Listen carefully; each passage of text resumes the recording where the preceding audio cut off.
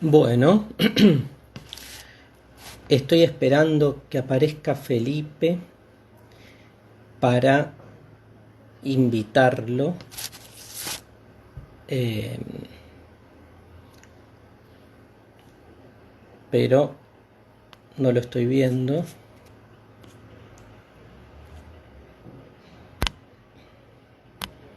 Claro, gran quilombo esto.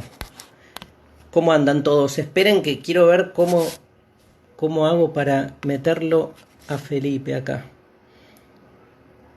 No, vos no sos Felipe, hay otro Felipe. Me dice acá estoy Darío, pero es otro Felipe. Hola, hola, los saludo a todos.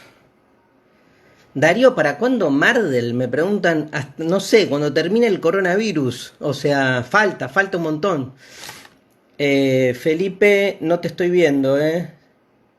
Si me estás viendo por ahí, necesito que puedas mandarme la solicitud. Claro, es que me llega junto con un montón. Bueno, a ver si le voy a mandar yo a Felipe. Transmitir en vivo con... Vamos a buscar a Felipe. Fe, Felipe. Felipe. No, no me aparece acá el amigo. Punto Piña. Ahí está. Felipe Piña. Buscar Felipe Piña.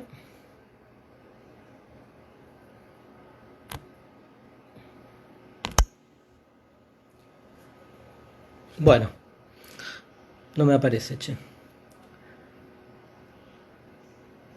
Felipe tiene que solicitar unirse. Sí, ya sé. Lo que pasa que si me solicita, pero me están entrando un montón de gente.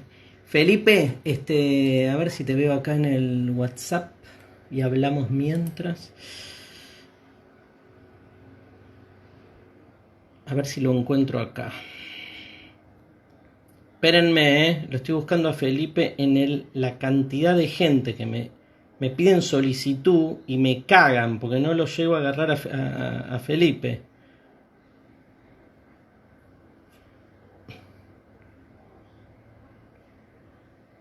No. Bueno, arranco. La tecnología nos supera, sí, aparte me estoy cagando en calor.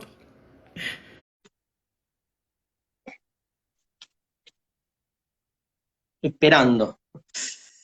Hola, ¡Ábranse! ¡Vamos, la carajo! ¡Viva brisa, Perón! ¡Viva Perón! ¡Viva Perón! ¿cómo va? Hay Escúchame, problemas hay problemas con internet, por eso no hay terminaba de que, entrar.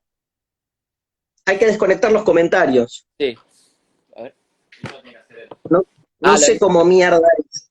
tenés que hacerlo vos, me dicen acá mis asesores. Acá me llegan un montón de comentarios. En los comentarios hay tres puntitos. En los comentarios hay tres puntitos, dice. Tres puntitos, sí. Ahí está. Clic ahí en Desactivar comentarios. exactamente. Chau. Ahí está, Chao. lo logramos.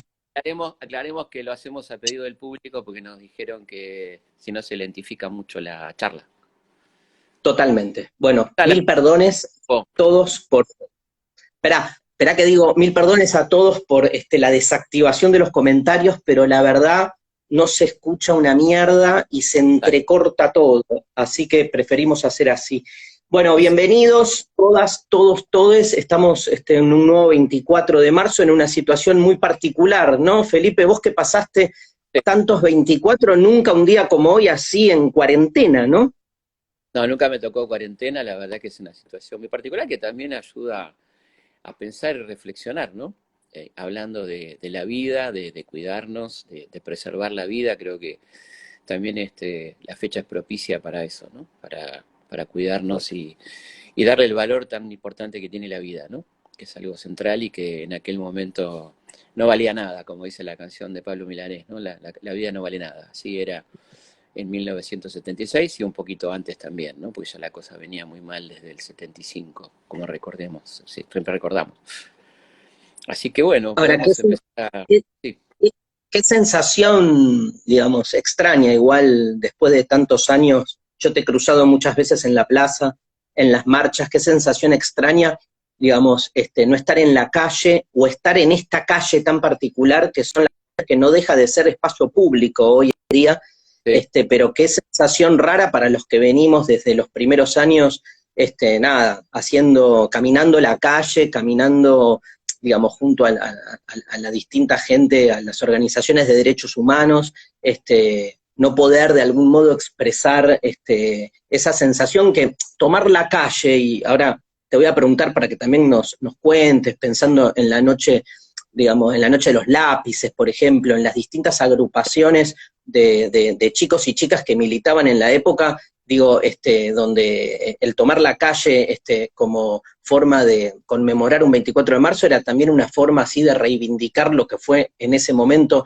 una gesta que tiene que ver con lo popular y lo militante en pos de una sociedad distinta, ¿no? Donde la calle es fundamentalmente el lugar donde se juegan, me parece, la posibilidad, digamos, de dejar claro lo que es un proyecto y lo que es dejarlo claro, digamos, manifestándose en la esfera pública, que es donde se juegan los destinos de una sociedad, ¿no? Sí, claramente porque la calle era un coto cerrado, estaba el estado de sitio. Durante la dictadura no te podías juntar, no había forma de juntarse.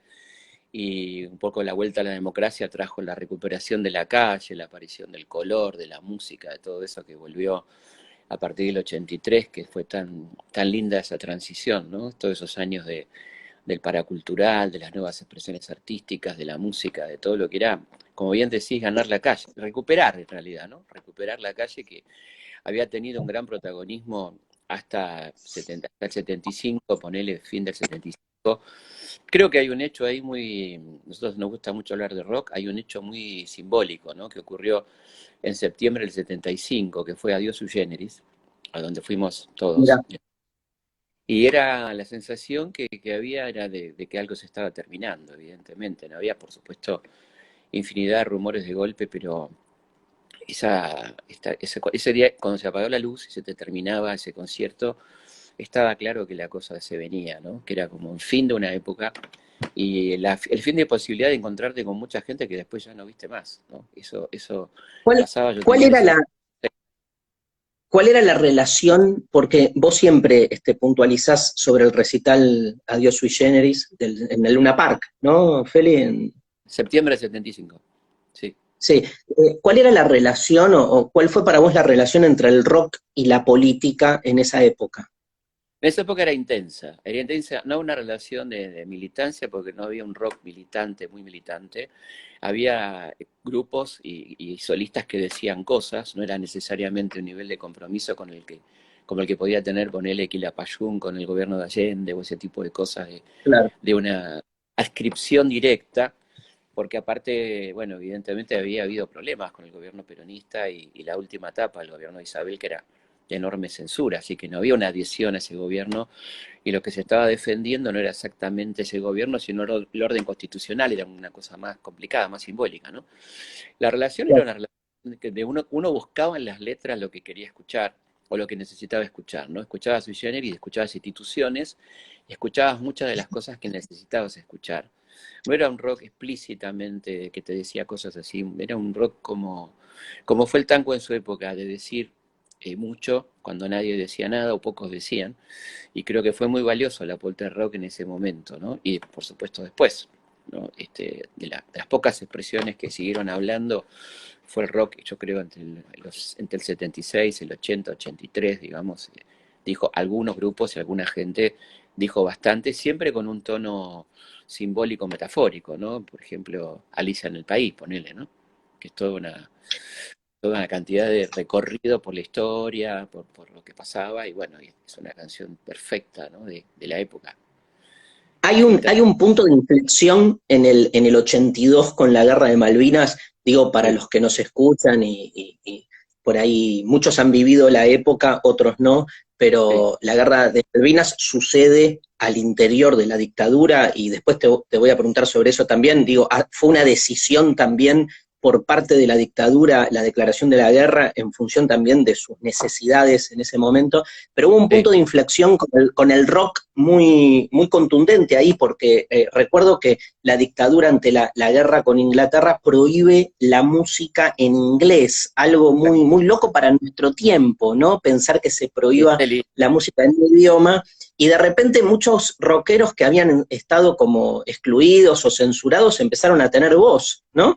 Sí, totalmente, porque ese decreto de prohibición de la música en inglés, que era completamente incoherente, porque al mismo tiempo las 500.000 hectáreas inglesas en la Patagonia estaban intactas, las empresas británicas no sufrieron ningún tipo de sanción. Increíble. El día 3 de abril la Thatcher bloqueó todas las cuentas argentinas en Londres, ¿no? Pero acá, bueno, Claro. no se podía escuchar Pink Floyd, no se podía escuchar a los Beatles, entonces los tipos interventores de las radios, que eran todas estatales, con excepción de un par, que eran privadas, igual las privadas con mucho manejo y censura, tenían un listado gigantesco de prohibidos, donde estaba gente que insospechada, qué sé yo, estaba prohibido Cacho Castaña, algunos temas de Cacho Castaña, por ejemplo. Así que el director no sabía qué hacer. Entonces tuvieron que liberar la posibilidad de pasar música argentina, y ahí volvimos a escuchar a La Negra Sosa, escuchamos a Charlie, escuchamos a Serrat, un montón de gente que no estaba más, pero sobre todo se escuchó mucho el rock nacional, que nosotros llamábamos hasta ese entonces la música progresiva, ¿no? Sí. La música progresiva era el nombre que tenía en esos momentos, en los 70, lo que después se llamó el rock nacional, Sí, el nombre y rock me acuerdo también. es muy de esa época, aparte rock nacional, ¿no? Como diciendo, ojo que no tiene Claro. nada que ver, está prohibido con el inglés. Y bueno, y ahí fue el gran momento de Charlie, de León, de, bueno, de todos estos grandes, y del festival, ¿no? Que se hizo donde cantaron todos, el Flaco Spinetta y demás, que era un festival En por la obras, paz, ¿no? en obras, un Sí. festival por la paz, que se enojaron, pero bueno, la verdad que lo que era una locura esa guerra, la causa era absolutamente justa y noble, pero decretada por los más injustos y insospechados patriotas, que ninguno de ellos era patriota, por supuesto, ni Galtieri ni ninguno de los integrantes de la Junta. Así que pasaba eso, ¿no? La contradicción de que los tipos habían usado una causa muy noble, muy, muy que la tenías desde chiquito, la hermanita perdida, todo eso. Entonces costaba explicar la diferencia de estar en contra de la dictadura, pero a favor o apoyando a los pobres pibes que habían sido enviados a la guerra, que era todo un discurso difícil de tramitar en aquel momento, ¿no? Sobre todo con el nivel de triunfalismo que transmitían los medios, que te decían, seguimos ganando, bajamos no sé cuántos aviones y tantos barcos, y todo un verso que era increíble, insostenible. Los comunicados eran todos vencedores hasta que un día perdimos de golpe, ¿no? Porque hasta el último comunicado, el Tremendo. 200 y pico, era ganamos, ganamos, ganamos, de repente perdimos. E incluso alguna ¿Vos gente, sabés? termino con esto, ¿Vos sabés? la derrota del Dale. Papa, cosas insólitas, ¿no? ¿Al Papa? Claro, vino el Papa a mediar, Ah, cierto. por culpa del Papa perdimos cualquier cosa.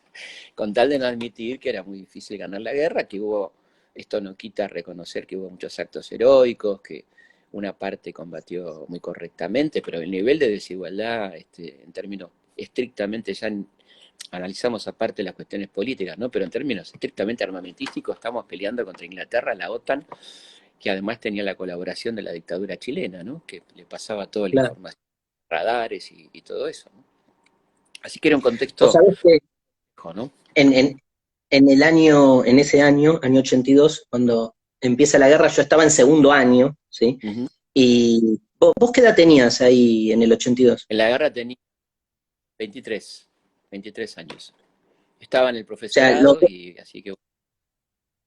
Ujú. Yo estaba en el colegio, en segundo año, en el Nacional Mitre, que queda ahí en el barrio del Abasto, y me acuerdo que el profesor de historia que teníamos, que era un sorete, básicamente, digamos, era medio Decirlo, vicerrector también. ¿Qué? No, para decir, no te escuché porque se me... no, para decirlo Ah, para que científicamente, un sorete. para decirlo metafóricamente, era un sorete, y el tipo estaba más preocupado por el Mundial de España, porque Claro. recordémosle a los que nos escuchan que en el 82 hay un Mundial y que la Argentina Previa a va, la guerra, lo llevan en plena mientras, guerra, ¿no? mientras transcurre la guerra está el mundial, exactamente. Sí.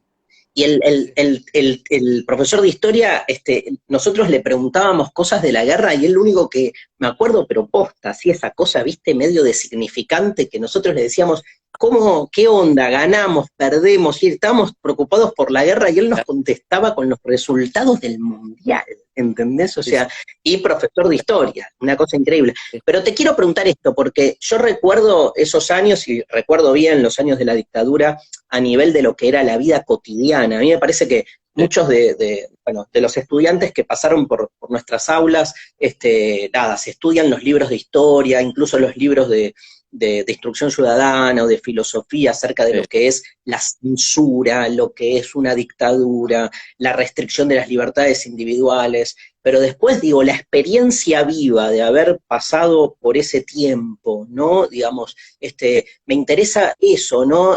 Cómo se vivía el día a día. Por ejemplo, hay un hecho que vos siempre contás que a mí me parece tremendo para que lo compartamos con los que nos están escuchando, que es la censura, ¿no? Algo que para nosotros es inimaginable porque ante cualquier tipo de censura hoy en un medio sale todo el mundo a protestar y en ese momento, digo, la censura no era la excepción, sino era la norma concreta de construcción del orden dictatorial, ¿no?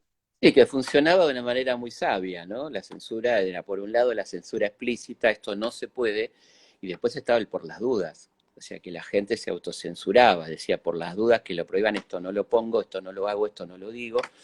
Con lo cual estaba prácticamente todo prohibido, veías las películas cortadas, había un comité de censura integrado por los miembros de las tres Fuerzas Armadas, todos, te puedes imaginar, expertos en cine. Y después estaba la Liga de Madres y Padres de Familia, grupos No, ultracatólicos que ellos estaban básicamente atentos a las cuestiones vinculadas al erotismo, al sexo, ¿no? Así que tenías pero se veían todos ellos. varias veces, porque tenían que cuidar a la moral general, ¿viste? Entonces, por las dudas, a ver esa teta la vemos de nuevo.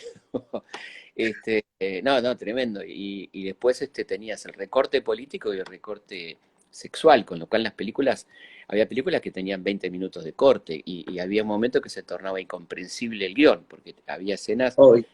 tales donde había algún diálogo. Hubo personajes desaparecidos de la película. Héctor Alterio, en una de las películas Solos en la Madrugada, creo que aparece y lo sacan entero. O sea, no aparece en la película. Una película española que Alterio estaba en el exilio, le dieron un papel en esa película y el tipo no aparece porque la censura lo tenía tachado en la lista, ¿no? La Es música, que lo lo que que podía. pasa es que la dictadura era una Ujú. dictadura que lo que buscaba, como decís muy bien vos, no solo era un disciplinamiento, sino también generar el El- autodisciplinamiento, ¿no? sí, algo que vos, Cuando, que vos contás muy bien cuando hablas de Foucault, que es interesante, ¿no? ¿Dónde está claro, el claro, triunfo? totalmente, porque digamos, la gran eficacia del poder no es solo disciplinar, mostrándose el poder por afuera con su eficacia y con su fuerza, digamos, ¿no? Su Sí. fuerza, su violencia, generando temor, generando terror, sino que el punto donde el poder se vuelve más eficaz es cuando ese terror uno lo incorpora como parte de lo que después uno construye como su propia moral, y uno cree que en realidad lo que uno decide sobre sí mismo, sobre lo que está bien y está mal, tiene que ver con algo autónomo, cuando en realidad lo que ha hecho es inoculado la necesidad de ese otro, Claro. pero haciendo lo propio. El Sí, sí. autodisciplinamiento es un tema, digamos, clave a la hora de poder entender la eficacia del poder. Y me parece que en la dictadura se jugaron esas dos cosas. Creo que la dictadura del 76, a diferencia de otras dictaduras, fue como implacable en términos de violencia frontal, con todo su aparato genocida, y ahora Sí. te voy a preguntar también la figura del desaparecido, que fue una figura clave Ujú. en su manera de ejercer, digamos, su violencia estatal, pero al mismo tiempo logró como inmiscuirse en la cotidianeidad más íntima de la gente, generando ese autodisciplinamiento donde el primer tipo que denunciaba a alguien por las dudas, ¿no? El Ujú. famoso por Sí, algo será, era el sí. vecino con el vecino de al lado, ¿no, Felipe? Esto fue muy eficaz, la gente denunció mucho, la gente coincidió ideológicamente con la dictadura en algún momento, una parte importante de la sociedad entendió que era lo que correspondía, la convencieron de eso, a lo que ayudó mucho los errores y horrores de la guerrilla también, por supuesto, ¿no? Pero digo, todo eso junto es lo que funcionó para que la sociedad tuviera ese rol de apoyo activo a la dictadura, creo yo, que se manifestó clarísimamente en dos momentos tremendos, ¿no? Uno fue el Mundial 78, donde hubo ahí una confusión entre fútbol y política, de lo cual, por supuesto, yo siempre dejo aparte a los jugadores que hicieron lo que tenían que hacer, no son responsables, ¿no? Pero sí una sociedad que le importaba más eso que las denuncias, que se enojaba con las denuncias que venían del exterior, que llamaban campaña argentina, cuando en realidad era la gente que estaba denunciando lo que estaba pasando acá, realmente, ¿no? Y otro momento tremendo fue el Mundial 79, el Mundial de Japón, el Mundial Juvenil, donde la Argentina gana y esto coincide con la llegada de la Comisión de Derechos Humanos de la OEA, y entonces hay toda una campaña en contra de eso y mandan a la gente a insultar a las madres que están haciendo cola frente a la OEA. Un momento espantoso, de agresión, de agresión física, de insultos, a esas pobres mujeres y familiares que estaban esperando para hacer esa denuncia. Y había una especie de consenso con la famosa frase, los argentinos somos derechos humanos, que mucha gente pegó en su auto, mucha gente pegó en sus negocios, y algunos hasta se lo ponían como escarapela, confundiendo la celebración del triunfo en la final contra Rusia que lo que estaba pasando. Así que creo que estas cosas Contra son la las... Unión Soviética, aparte, La no Unión era solo Soviética, Rusia, era la Unión la Unión Soviética. Soviética comunista, ¿Qué te que parece? después Digo, después son cosas... terminan siendo aliados en la guerra de las Malvinas, ¿no? Porque al final se da Hubo esa locura. una oferta de Rusia, hubo una oferta de Cuba, una oferta de Rusia para que ayudar militarmente, por supuesto, estos no aceptaron. Eh, pero sí, pero digo, estas cosas que decimos son incómodas, pero son muy importantes de charlar para entender cómo una sociedad se puede confundir tanto, cómo puede ser manipulada, ¿eh? Cómo uno puede llegar Te quería, a te quería comentar decir, algo en relación a eso, que es lo mismo que por ahí se discutió muchos años, se sigue discutiendo en Alemania. Quería saber qué pensabas en relación a lo que se llama la responsabilidad colectiva, como que algo vos lo eh, acabas de decir, ¿no? Yo me acuerdo en uno de mis distintos viajes que pude por suerte hacer, uno fue a los distintos campos de exterminio en Polonia, ¿no? Saben sí, que el holocausto no fue en Alemania, sino en Polonia, en realidad, sí, y me acuerdo de un campo ahí que se llamaba Majdanek, que lindaba con una ciudad, la ciudad de Lublin en Polonia, y como que era muy evidente que mientras, digamos, asesinaban a la gente en el campo de exterminio, toda esa ciudad que estaba ahí al lado olía los cuerpos incinerados, digo, estaba pegado, sí, directamente pegado. Y sí, yo me acuerdo en esa época, 78, 79, mi viejo me llevaba siempre a un club que quedaba en Vicente López e íbamos por Avenida Libertador. Y cuando vos ves la distancia que hay desde la vereda de Avenida Libertador a lo que después se conoció como sí, Capucha, que sí, es el tercer piso del casino de oficiales de la ESMA, que es donde se secuestraba a la gente y después se la hacía desaparecer en los famosos vuelos de la muerte, era increíble, digamos, esa distancia tan cercana, pero a la vez tan lejana, ¿no? Porque de repente, yo siempre recuerdo esas escenas y me acuerdo y me da como una especie de culpa también, porque digo, ¿cuántas veces habré pasado por ahí cagándome de risa o pensando en las boludeces que iba a hacer sí. cuando iba a este club que quedaba en Vicente López y pasaba a metros de donde se estaba masacrando gente? Entonces, a mí el tema de la responsabilidad colectiva siempre me resultó fundamental De hecho, éticamente tratar de pensarlo, ¿no? cuando se liberan los campos, lo que hacen los aliados es llevar a los habitantes de las ciudades cercanas a conocerlo. Para que no digan que no sabían, porque bueno, un argumento que se usó en Alemania, como se usó acá también, desde la sociedad civil, yo no sabía, no tenía idea, no estaba enterado. Bueno, eso es un argumento en Argentina bastante relativo, porque uno se podría preguntar con toda legitimidad si no sabían cómo funcionó el terror, ¿no? ¿A qué le tenían miedo si no sabían? Por ahí no sabían los detalles que muchos se enteraron a través del Nunca Más, etcétera, pero evidentemente sabían lo que estaba pasando porque el terror funcionó perfectamente, ¿no? Y como vos decías, hubo denuncias, la gente acató, la gente se comió ese discurso, o sea que el hecho de yo no sabía es un hecho muy discutible, muy cuestionable, y es importante el tema de la responsabilidad social colectiva porque es lo que nos va a permitir avanzar en la historia, ¿no? Hacernos Que cargo de no, lo no que se nos... repita, sobre todo, claro. Lo que pasa que ahí es que no se repita, ¿no? Claro, exactamente, porque tenemos una tendencia a la repetición, ¿no? Digamos, el modelo que aplicado por Martínez Dios es el mismo modelo que aplicó Macri hasta hace muy poquito, ¿no? Es el mismo modelo Y económico. Menem, ¿no? Y Menem.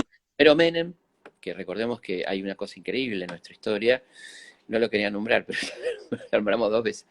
Ya está, Este, ya está. ¡Cuidado! Por eso no, hablando, ¿viste? No, Terremoto, digo, faltaba el terremoto. no nos podemos olvidar de lo siguiente, ¿no? De la poca memoria que tenemos y el mal ejercicio de la memoria.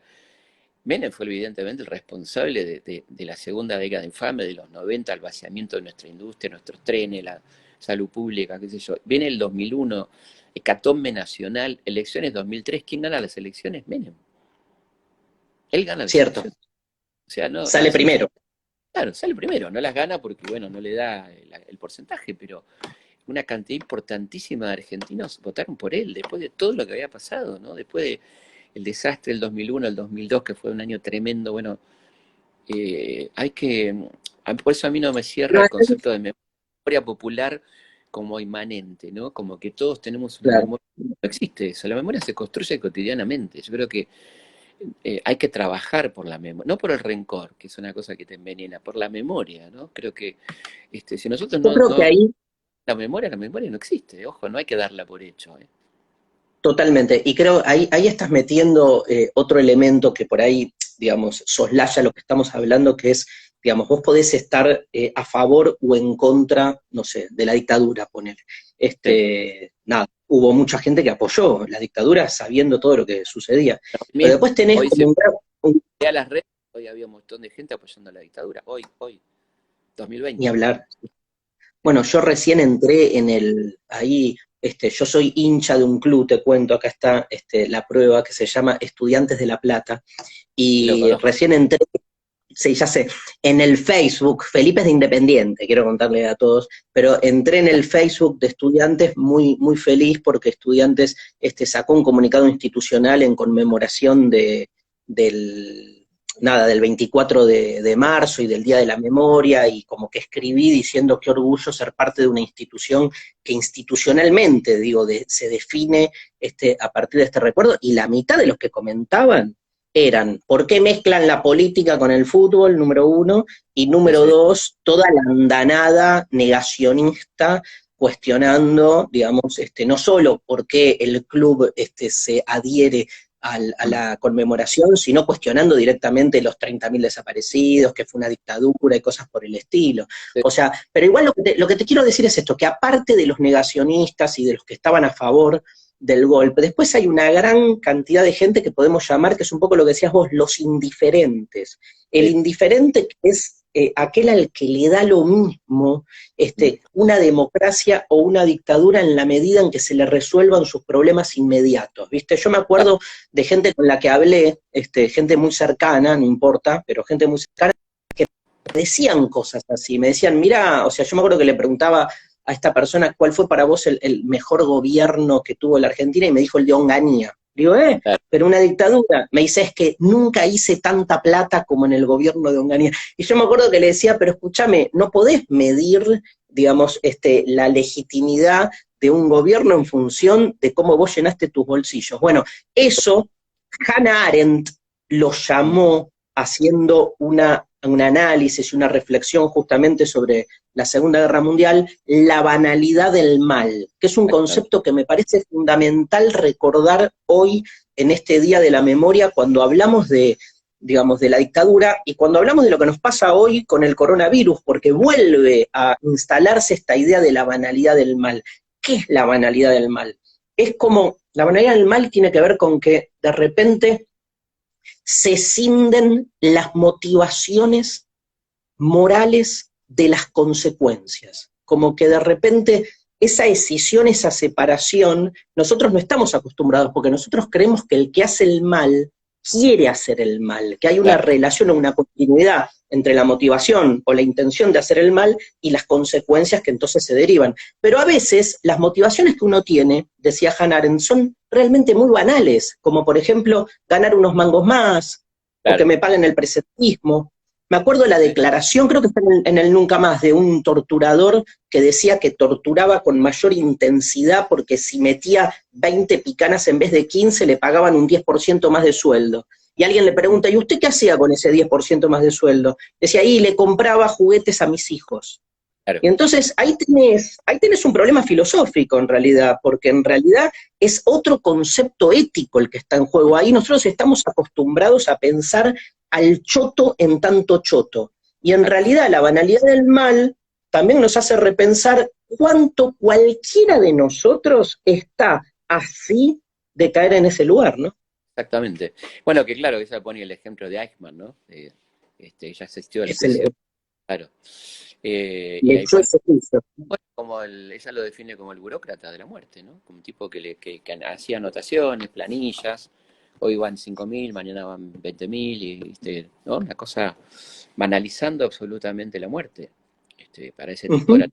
que, que hace anotar a un garbanzo, ¿no? O cualquier cosa. Y sí, Total.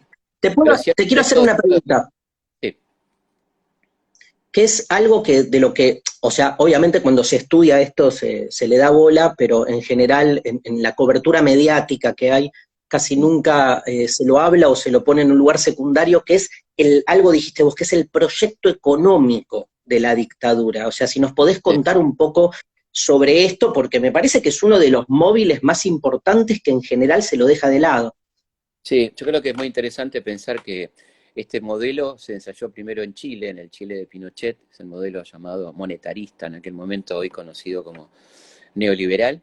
Había habido todo un think tank, un grupo de pensadores económicos y políticos que eran von Hayek y Milton Friedman. Milton Friedman fue premio Nobel de Economía en el 74, justamente por este ensayo económico en Chile que se hizo a sangre y fuego, es decir, reformatear la economía chilena en beneficio de una minoría absoluta, garantizando la renta financiera, desalentando el sector productivo, bajando las pensiones, los sueldos, etcétera, ¿no?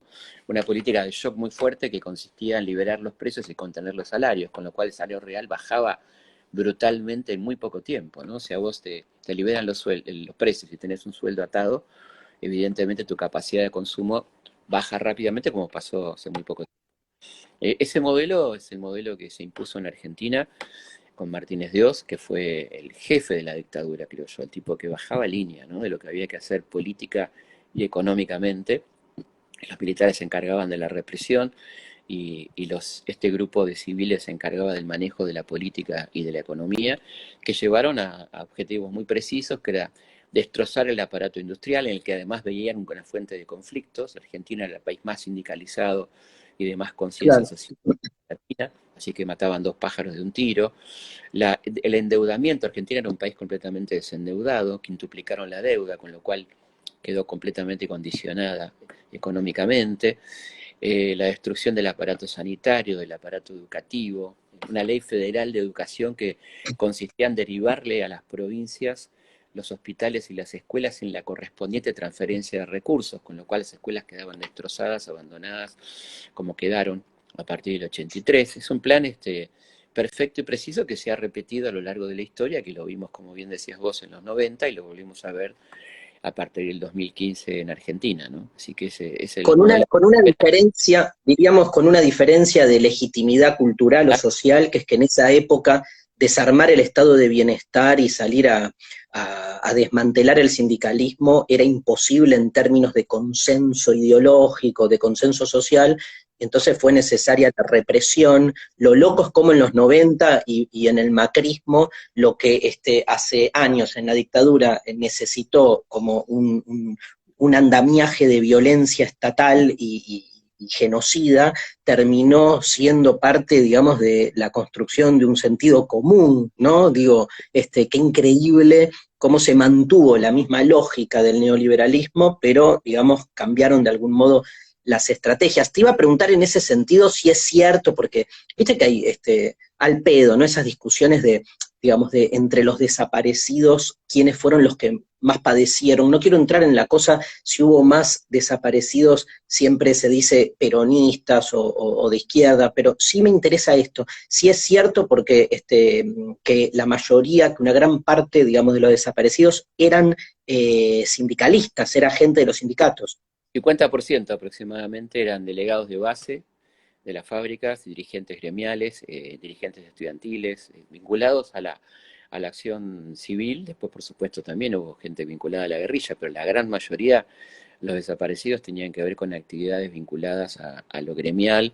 Este, y sí, hay un 30-40% de obreros y después hay un 10% más o menos de dirigentes estudiantiles o de otro tipo de actividad gremial o Wow. barrial, por ejemplo, casi la mitad, ¿no? Estamos hablando ¿qué fue el verdadero objetivo de la dictadura, ¿no? La guerrilla fue muy rápidamente derrotada, ¿no? Esto no quita criticar lo que haya que criticar de la acción guerrillera, muy equivocada, particularmente en el año 75, ¿no? Donde parecían ahí como un agente provocador del golpe, ni tampoco implica caer en los dos demonios, que estamos años luz de eso, pero digamos, evidentemente, ¿Podés podés explicar a qué se llamó la teoría de los dos demonios para el que no sí, sabe? un poco lo que promovió un sector de la derecha radical, que no era exactamente el pensamiento de Alfonsín, creo yo, sino de un sector que en el momento de que se escribió el Nunca Más, se hizo un documental en televisión, donde el ministro Trócoli, que era un representante de la derecha radical, digamos, de lo que hoy vemos, que es el radicalismo actual, digamos, un radicalismo de derecha, decía que era tan grave la acción de la guerrilla como la acción represiva de parte del Estado, que lo equiparaba, digamos, ¿no? Cuando eso claramente Claro. no puede ser así, hablando básicamente del volumen, ¿no? Y de la capacidad de acción que tiene un Estado y que tienen los particulares.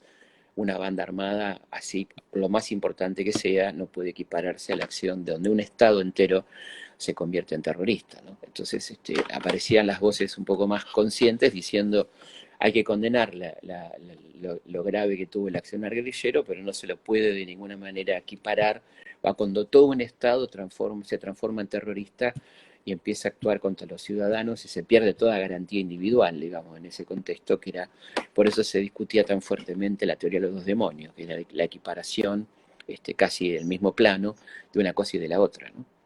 Y eso Claro. era muy llamativo porque estaba prologando de alguna manera o hablando de un libro que era una descripción de horrores nunca vistos en la historia argentina como los que contaba el Nunca Más, ¿no? Donde, como bien vos decías, muchísima de esa gente no tenía nada que ver con la guerrilla, ¿no? Sin embargo, seguimos hoy diciendo, poniendo como una discusión muy de grieta y muy equivocada para mí, que es cuando hablas de la dictadura, dice, bueno, pero los montoneros tal cosa, bueno, nadie lo niega, pero estamos hablando del Día de la Memoria y de la condena a un Estado terrorista, ¿no?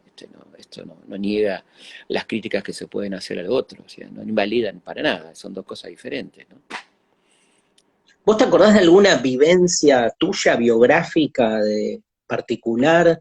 Yo me acuerdo, por ejemplo, cuando fue el golpe, me acuerdo de mi viejo mirando la tele, o sea, me acuerdo de esa escena, ¿no? Ni hablar del Mundial 78, me acuerdo de todo el Mundial, de Videla en el palco, me acuerdo la calle, yo en la calle, el partido previo a la final contra Holanda, gritando mayonesa, mayonesa, mayonesa, que se metan en el culo banderas holandesas, si hubiese Que nos salgas alguien un con una inglés. bandera holandesa, ¿entendés? O sea, y después me acuerdo mucho las elecciones de Alfonsín, la quema del cajón de Herminio Iglesias, por ejemplo, y me acuerdo también el miedo, digamos, yo soy de una de clase media muy, muy antiperonista, a la que le salió un hijo peronista, como era Claro. evidente, cuando es anti te volvés, tu progenie se convierte para el otro lado. Y me acuerdo Sí. que cuando eran los actos, esos actos multitudinarios, viste que Alfonsín metió más de 1 millón de personas, me acuerdo en la 9 de julio, Luder, y el peronismo también, pero me acuerdo esa cosa de, ahí vienen los camiones con los peronistas, que me decía mi vieja, que era como, viene el aluvión zoológico, ¿no? Y me acuerdo que todo el mundo corría y yo decía, vengan a mí, quiero aluvión zoológico, ¿no? Pero la verdad como que fue muy impactante, digo, cuando uno recuerda lo que es, yo creo que en algún momento, no lo estoy comparando, ¿no? Pero en algún momento recordaremos dentro de 20 años, o nuestros hijos, Felipe, nosotros ya habremos muerto, recordarán el estado de aislamiento, la cuarentena, como te acordás que estuvimos 3 semanas encerrados, bueno, algo de eso, ¿no? ¿Qué recuerdos tenés, sí, Tengo personales? muchos recuerdos de, bueno, era joven, tenía 17 años, era un pibito, y te paraban todo el tiempo, varias veces la pasé muy mal, y te pongan contra la pared apuntándote bayonetas, cosas, y sí, la verdad que era una sensación de fragilidad, de correr riesgo tu vida permanentemente, la desaparición de compañeros, de amigos que te ibas enterando, o sea, tuve una sensación de espantosa, ¿no? De todo el tiempo y además de gran soledad, una sociedad que miraba para otro lado, una sociedad que no solo no te acompañaba, sino que te denunciaba, ¿no? Si estabas en algo o les parecía una actitud sospechosa, eso era una sensación muy fea, ¿no? Así que uno se iba conformando un grupo de amigos y también el estudio me ayudó mucho. Yo entré en el 79 al profesorado y la verdad que entré al profesorado justamente porque la facultad estaba espantosa, estaba completamente tomada, mucho más atendida por los milicos que el profesorado. El profesorado habían quedado ¿Qué todavía fuiste profesores. Era fuiste al Joaquín? un nivel académico mucho mejor que el de la facultad en ese momento. Y la verdad que fue como un refugio, ¿no? Porque nosotros nos refugiábamos en el estudio, o sea, estudiábamos con una pasión que iba más allá del gusto por la historia, era decir, bueno, estoy resistiendo desde el estudio. Algún compañero que conseguía un libro prohibido de Marx o que encontraba, qué sé yo, un libro de Perón, viste, en algún sótano de alguna librería, lo traía guardado, lo leíamos como un tesoro. Eran épocas muy interesantes, horribles en el exterior, pero que uno convertía en atractivas en ese Claro. sentido de la resistencia como se podía, ¿no? Cuando había algún recital de alguien que insinuaba algo, ¿no? Escuchar folclore era rarísimo, ¿viste? Qué sé yo, había las peñas, y igual caía la cana cada tanto, y digo, le pasó a La Negra, un recital en La Plata que fue todos en cana, incluyéndola a ella en el 78, ¿no? Que ahí decide exiliarse. O sea, no había garantía de nada y estabas todo el día paranoico, pensando qué va a pasar, y no era una paranoia sin ningún argumento, ¿no? Estaba muy fundamentada, por cierto, ¿no? Obviamente, yo me acuerdo lo que digo, lo que caían nosotros por ahí en los chicos. Yo tenía, o sea, yo soy del 68, con lo cual en el 76 tenía 8 años y Claro. entré en la secundaria en la mitad de la dictadura y por ahí sin tener una idea así del marco, ¿viste? Político en Claro. el que se jugaba esto, entendiendo, me acuerdo de preguntar, que nos explicaban en instrucción cívica o educación cívica del orto, que no me acuerdo cómo se llamaba la materia, nos explicaban lo que era el Congreso y como que el chabón decía, bueno, ahora está cerrado, ¿no? Entonces como que te explicaban la Sí, sí, estructura del orden institucional al pedo, ¿no? Porque no sabían qué perfectamente. decirte. Pero me acuerdo que lo que era algo que siempre me quedó muy impregnado, y fíjate a tal punto me quedó impregnado que mira, sigo con el pelo largo a los 51 años, es que todos los días iba al colegio y un Ujú. preceptor nos dejaba entrar o no por la puerta, midiéndonos, nos ponía 2 dedos atrás Mirá, de la nuca, dos es, dedos, y si un pelito pasaba, te mandaba a tu casa y te ponía falta, ¿no? tal, Entonces, esta cosa de vivir uniformado, ¿no? De vivir, yo iba con el uniforme, iba con tal, el pelo corto, era una cosa, una sensación de, nada, de una libertad imposible. Te digo sí. esto porque años después, en plena democracia, me acuerdo de un grupo de estudiantes salieron a proponer que en las escuelas públicas volviera el uniforme, Sí, porque sí, me acuerdo. estaban como...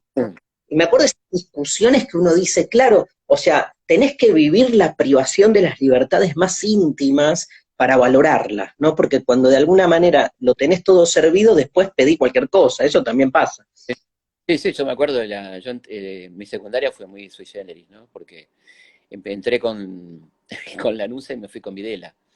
En el medio Cámpora, Isabel, Perón, Isabel, o sea, todo una cosa, imagínate, de la represión de la NUCE que tenía el uniforme, los dos dedos, y nosotros hicimos una especie de despelote, yo estaba en primer año, en el año 72, por el tema del pelo, hubo varios colegios que se intentaron tomar, pero bueno, no se podía en ese entonces, después ya en el 73 sí lo tomamos y tuvimos una libertad absoluta, elegimos nuestro rector, etcétera, hasta que vino una intervención con el gobierno de Isabel, y bueno, después ya vino una intervención militar, o sea, entraron los milicos a mi colegio, había milicos en el colegio, ¿no?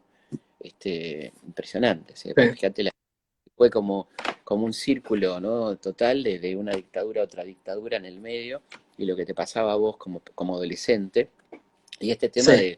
de la locura del pelo, de todas esas cosas que para ellos eran tan importantes, ¿no? Era como una cosa de orden y vigilancia, que ahí centraban Iban, su iban por todo, por iban eso era por, un totalitarismo, claro, porque iban por todo, no alcanzaba el copamiento de las estructuras jurídicas institucionales, era meterse en la cotidianeidad de la gente para lavarles el cerebro, ¿viste? totalmente. Te hago una pregunta. Sí, te pregunto en relación a algo de lo que los dos somos de algún modo parte, pero bueno, a vos te compete un poco más por tu disciplina, que es, ¿vos pensás, digamos, que hay una manera especial de enseñar, hay una pedagogía de las políticas de la memoria que sea más eficiente que otra? O te lo pregunto distinto, ¿se enseña bien el tema dictadura en los colegios? ¿O es algo pendiente? ¿O hay de todo? No sé.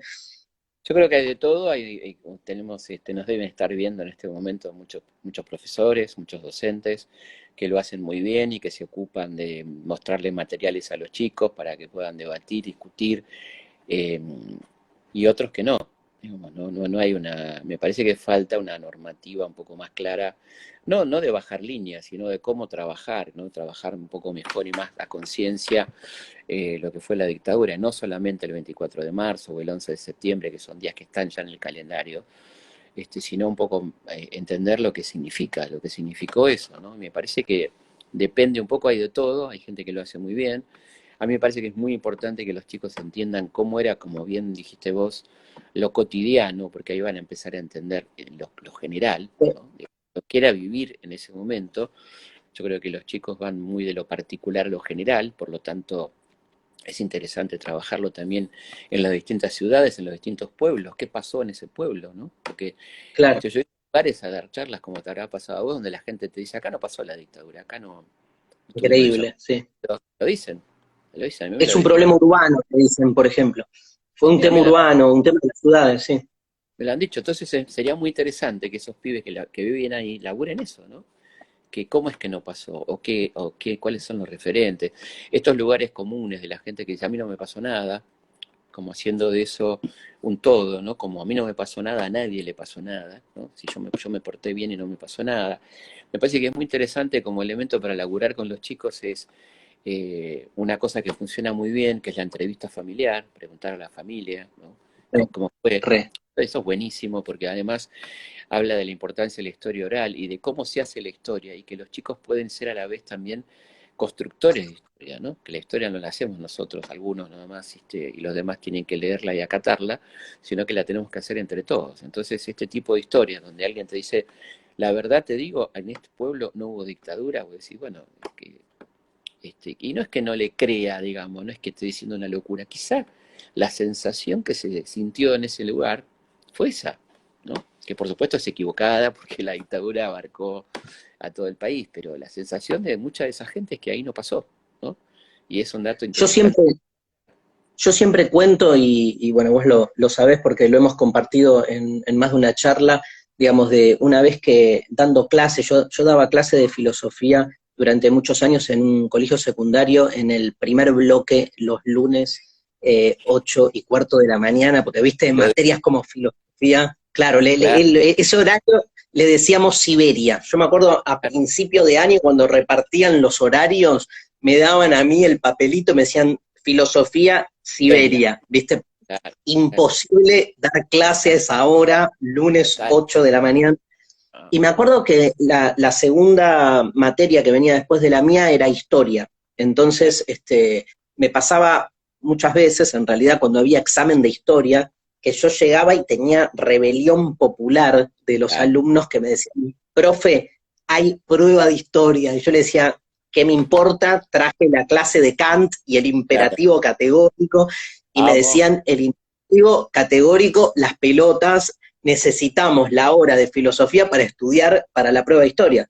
claro. Entonces yo cometía el error, Felipe, de decirles, pero tuvieron todo el fin de semana para estudiar, a lo que me decían, profe, solo nos queda en la cabeza lo que leemos 90 minutos antes. ¿Viste? Es como una Tal especie de cual, fútbol claro. Los previo. tiempos, los Y me tiempos. acuerdo que yo igual era como siempre fui un tipo de saber poner muy bien los límites, y cuando me hacían ese pedido les decía, bueno, ¿no? Claro, les daba la hora, ponía las patas arriba del escritorio y me ponía a leer el diario para ver una nueva derrota de Estudiantes de La Plata.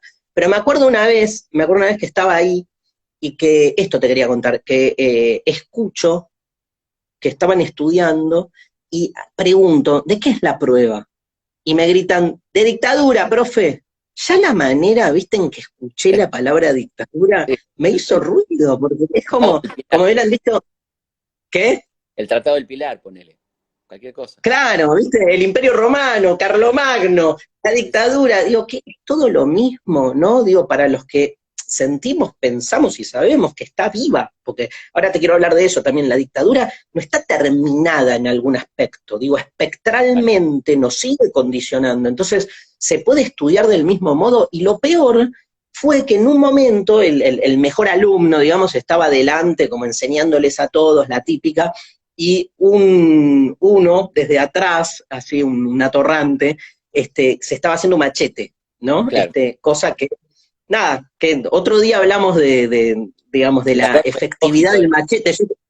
valor Obvio, yo pedagógico. creo que ni hablar, un machete bien hecho vale como estudio, digamos, porque si La después capacidad de, podés entender algo, la pero capacidad que de si podés síntesis. entender la capacidad de síntesis, y si después podés leer las boludeces que escribiste y con eso escribir una prueba, o sea, está bien. Bueno, y uno le grita al de adelante, al que sabía, le grita, che, ¿cuántos eran los desaparecidos? Y el de adelante le tira 30.000, y el otro anota 30.000. 30.000. Ujú. Claro. Y se Sí, sacó, y aprobó, Felipe, claro, aprobó. ¿Qué significa que aprobó? Que claro, supo contestar la pregunta, que sabía que por lo menos no dijo, por lo menos no cuestionó el número, ¿viste? Por lo menos dijo 30.000, claro. pero tuve la sensación de que hay algo ahí que no estaba bien, ¿no? Que Mm, en el hecho de recordar la cifra y de estudiar un contenido como si fuese algo que no nos afectara. O sea, la pregunta claro. es, ¿cómo haces con la historia reciente y Mm, con una historia que de algún modo todavía te sigue afectando para trabajarla pedagógicamente? Digo, es un problema Tal. propio de la pedagogía, ¿no? No es que haya Sí, una respuesta. no, pero Prefiero plantearlo como un tema. es muy interesante lo que decís porque como lamentablemente hay cosas que perviven de la dictadura, es decir, la sensación de impunidad de algunos que la estamos viendo en esto de irse a tomar un avión después de que se diga que no hay que salir, o un tipo que se va en un yate porque se siente dueño del país, o todo este tipo de cosas de la impunidad, de que yo puedo estar por encima de los demás, a mí nada de esto me afecta, la cuestión del tipo que tiene poder económico y por lo tanto está muy diferentemente plantado frente a los demás, sanitariamente, judicialmente, etcétera, ¿no? La continuidad de un modelo, ¿no? Un modelo que prácticamente con algunas honrosas excepciones ha ido manteniéndose en el tiempo, ¿no? La renta financiera, todo este tipo de cosas que es un modelo espantoso que viene de ese momento. O sea que uno podría estar hablando de la justicia, los déficits de la justicia, ¿no? La aristocracia judicial, que son herencias que vienen de mucho más atrás también, pero digo, es muy interesante lo que decís de partir, hablar de la dictadura como un hecho presente en algunas cosas y de ahí ir para atrás y contar lo que fue aquel horror, ¿no? Del 76 en adelante, por ejemplo. Es que la memoria, viste, la memoria, por ahí habría que diferenciar, y lo dejamos para otra charla, si querés, que ya va una hora, ya estamos Hay que como ir a para ir tomar, terminando. la leche, hay que ir a tomar la leche. Hay que ir a tomar la leche. Digo, Claro. una cosa es la memoria, otra cosa es la historia, Incluso otra cosa es el recuerdo, digo, porque no es lo mismo, y lo dejamos para posta otro Sí. momento, la discusión sobre el número de los desaparecidos. Parece que toda esa discusión a veces no diferencia lo que es recordar, de tener memoria, de hacer historia, como que se tratan de fenómenos distintos. La Sí. memoria para mí no tiene que ver únicamente con el pasado, tiene que ver con lo pendiente y tiene que ver con la posibilidad de no repetir en el futuro lo que pasó, o sea, se rememora para construir un futuro más justo, o si querés, desde el punto de vista de Walter Benjamin, se rememora para redimir a los grandes derrotados de la historia, a los cuales nosotros les debemos nuestro presente, ¿no? Entonces ya están muertos, por lo menos que su testimonio pueda ser escuchado y que con ese testimonio podamos de algún modo también hacer justicia, que significa ni más ni menos que la historia no se repita, ¿no? Creo que Adorno decía sobre Auschwitz que el gran mandamiento de Auschwitz es que la historia no se repita, digo, que esto no suceda más, el gran mandamiento pedagógico, ¿no? Interesante lo que dice Benjamin, ¿no? Que vos lo puedes decir mejor que yo, en torno a que mientras los vencedores no paren de vencer, ¿no? Esa frase tan interesante, ¿no?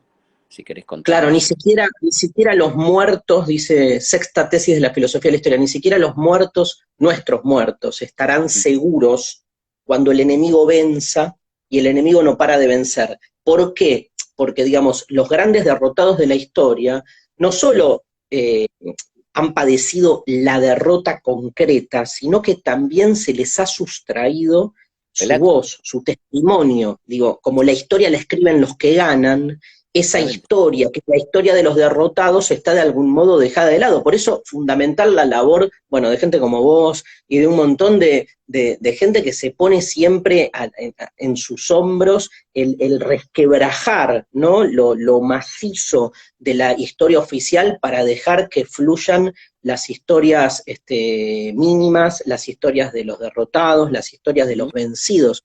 Fundamental el Día de la Memoria que eso salga a luz. Yo quisiera no, cerrar con esto, ¿no? Que lo que va a permitir que la memoria se convierta en historia es la justicia, ¿no? Cuando la justicia Claro. actúa, la memoria empieza a poder ser historia, ¿no? Y no quiere decir cerrar, sino historizar, ¿no? Que eso quede registrado auténticamente y nos va a permitir entonces que la memoria activa, incómoda, inquieta, necesaria, se transforme en historia, ¿no? Pero para eso tiene que haber justicia. En el medio tiene que estar la justicia. Bueno, ha sido un placer. Igual, Te igual extrañaba, ahí veo, te extrañaba, an- an- ¿qué? te extrañaba, te extrañaba. Ay, yo también, Sandra, y no, va a faltar, o sea, estamos tanto juntos haciendo tantas funciones y tantos Está horrible. encuentros que Le contamos a la tal gente de cual. Tucumán, de A Blanca, de Morón, que vamos a ir. Ojalá que pronto, ojalá que muy pronto. Va a estar todo reprogramándose. Les agradecemos. Hemos llegado a un pico, te cuento, Felipe, de casi 12.000 personas viéndonos en vivo y gente que entra, sale. Esto queda igual durante un Sí, día claro. en nuestras historias. Así que bueno, un placer. Bueno, Feli, hablamos y Abrazo armamos grande. otro en cualquier momento. Te quiero mucho. Chao, Nos vemos. gracias a todos. Chaucito. Gracias a todos. Y todas.